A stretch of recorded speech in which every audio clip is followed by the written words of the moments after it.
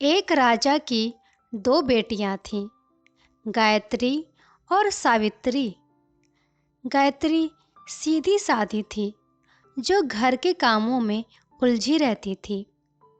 सावित्री तेज और रूप के साथ सर्वगुण संपन्न थी। राजा को दोनों बेटियों की शादी की चिंता लगी रहती थी। राजा चाहता था कि उसकी बेटी सावित्री जैसी है तेज और सुंदर, तो उसका पति भी वैसा हो। राजा ने एक दिन आदेश दिया कि सिपाहियों, जाओ, मेरी बेटी सावित्री जैसी है उसके लिए वैसा ही छबीला वर तलाशो। राजा के आदमी सावित्री की फोटो लेके उसके लिए वर तलाशने निकल पड़े। भटकते भटकते आखिर विजयगढ़ नामक राज्य में पहुंचे और वहां के राजा विराट के भतीजे शिवा को देखा। देखते ही राजा के आदमियों को पहली ही नज़र में शिवा सावित्री के लायक लगा। उन्होंने शिवा को एक तरफ लेकर सावित्री की फोटो दिखा दी और विवाह का प्रस्ताव रखा। शिवा भी सावित्री का फोटो देख राजी हो गया। राजा के आदमी वापस लौटे और राजा को शिवा के बारे में बताया। राजा के आदमियों ने बताया कि शिवा चरित्रवान, दानी, मीठे वचन बोलने वाला, पराक्रमी है। ऐसे गुण वाले व्यक्ति कम ही मिलते हैं। शिवा के बारे में सुनकर राजा भी बहुत खुश हुआ और उसने अपने पंडित को बुलाकर विजयगढ़ भेज दिया। शिवा और सावित्री की शादी तय करने के लिए सावित्री भी शिवा को पसंद करके उस पर फिदा हो गई और फोटो को देखकर ही उसे उसी वक्त अपना पति मान लिया। पंडित विजयगढ़ पहुंचा और वहां के राजा विराट को सावित्री की फोटो दिखाकर शिवा से शादी तय करने के लिए बात की।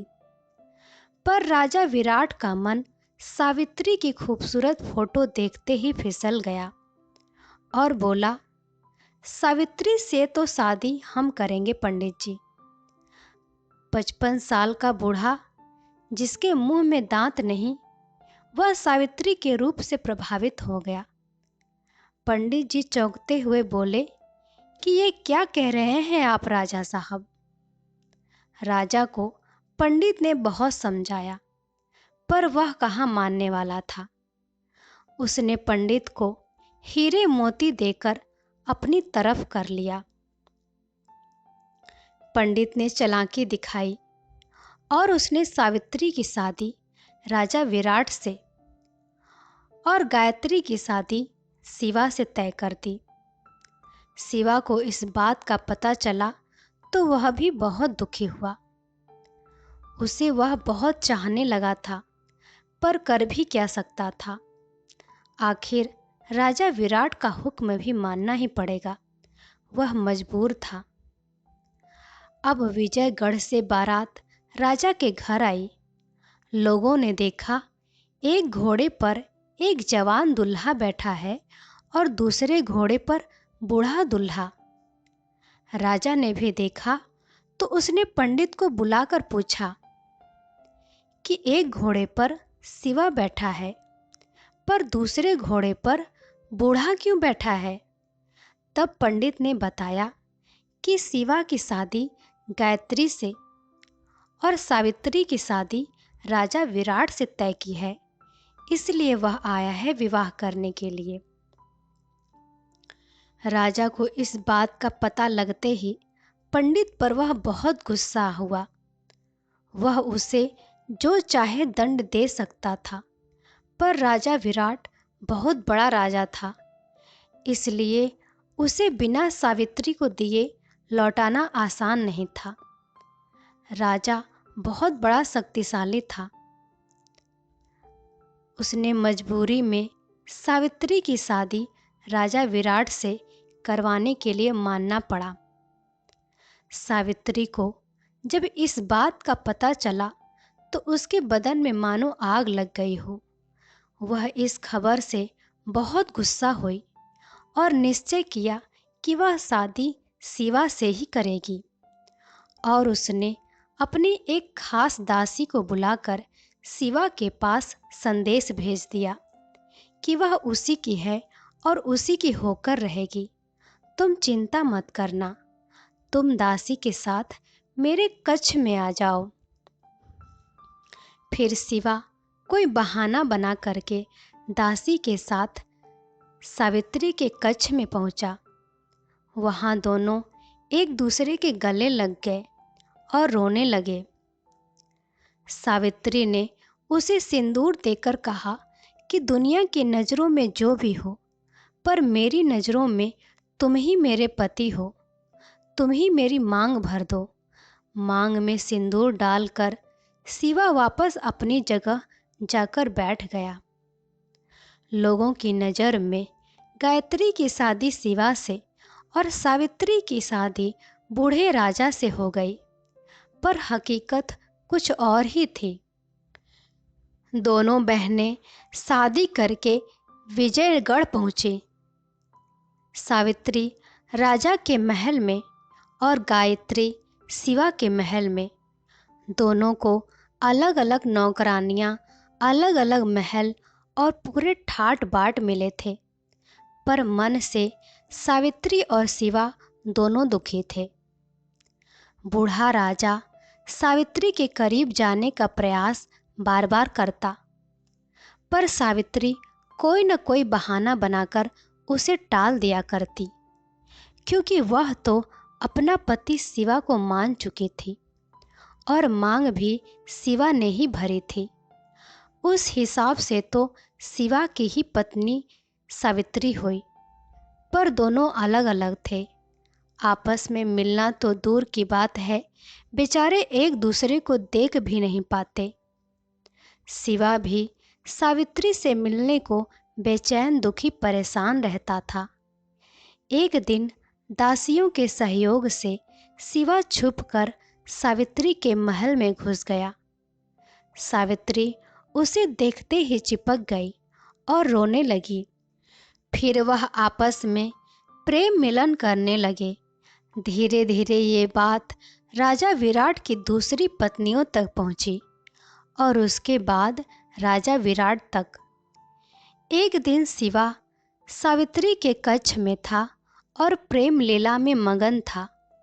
इतने में अचानक राजा विराट वहां कक्ष पर पहुंचने ही वाला था कि सावित्री की दासियों ने उसे चौकन्ना कर दिया। तो सावित्री ने शिवा को वहां छुपा दिया। जल्दी से राजा महल में इधर उधर देख रहा था, पर वह शिवा को न खोज पाया और वह वहां से चला गया। ऐसे चोरी छुपे मिलते दोनों को महीनों गुजर गए। उनकी हरकतें राजा तक जाती रही, पर राजा कभी दोनों को एक साथ न पकड़ सका। राजा ने शिवा को सावित्री से दूर रखने के बहुत प्रयास किए, पर दोनों का प्यार कम न हुआ। राजा के सोते ही शिवा सावित्री के महल में आ जाता और सुबह अंधेरे में निकल जाता।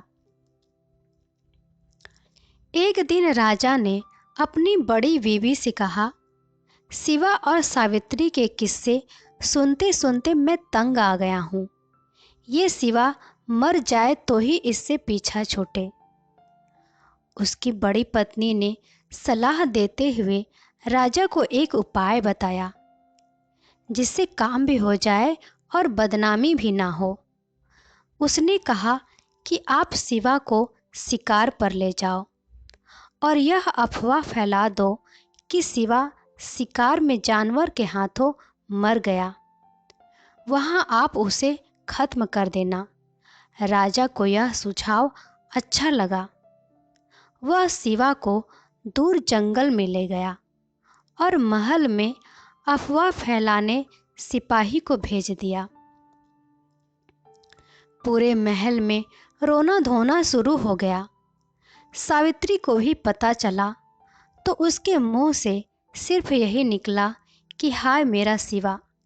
यह कहते ही उसकी जान निकल गई और वह मर गई। राजा के आदमियों ने जंगल में जाकर राजा विराट को सावित्री की इस तरह हुई मौत की सूचना दी। शिवा भी वहीं खड़ा था। वह सुनकर बोला, मेरी मौत की खबर सुनते ही सावित्री मर गई। वो मुझसे बहुत और सच्चा प्यार करती थी। इतना कहते ही शिवा नीचे गिर पड़ा और उसकी भी सांसें रुक गई। राजा विराट को अब समझ आ गया कि प्यार क्या होता है। उसने घुटने टेक कर भगवान से माफ़ी मांगी कि हे ईश्वर, मैंने इन दोनों सच्चे प्रेमियों के बीच आकर बहुत बड़ा गुनाह किया है, मुझे माफ़ कर देना।